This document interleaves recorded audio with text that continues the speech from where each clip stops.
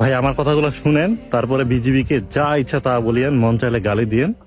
এই যে দেখেন আমি যে এই জায়গাটা দাঁড়ায় আছি, এটা হলো বাংলাদেশ। হ্যাঁ, ওই যে পিছনে ইন্ডিয়া, ঠিক আছে। তো বাংলাদেশের জমিগুলাতে কিন্তু এই যে দেখেন ধান লাগাইছে সবগুলাতে, ঠিক আছে। আর এই যে পিছনে দেখেন, পিছনে যে জমিগুলো আছে এগুলো সব ইন্ডিয়ান জমি, ঠিক আছে। এগুলাতে কিন্তু ধান টান লাগায় নেই, একেবারে ফাঁকা। এখন কথা হলো এই ফাঁকা জমিগুলাতে যত গরু ছাগল দেখতেছেন সব কিন্তু বাংলাদেশি, ঠিক আছে। আমরা এত বাধা করি যে ইন্ডিয়ায় যাবেন না, ইন্ডিয়ায় গরু ছাগল বাঁধবেন না।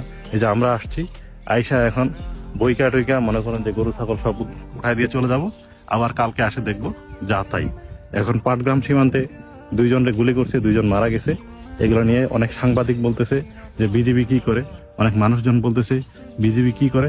তো ভাই আমরা কি করব? একটা জিনিস বুঝেন, বাঙালি জাতি হলো আবেগী জাতি। তারা মনে করতেছে বিজিবি কিছু বলতেছে না, ঠিক আছে। কিন্তু আমরা কত রকম চেষ্টা করি, এটা আসলে আপনাদেরকে বলে বুঝাইতে পারবো না, ঠিক আছে।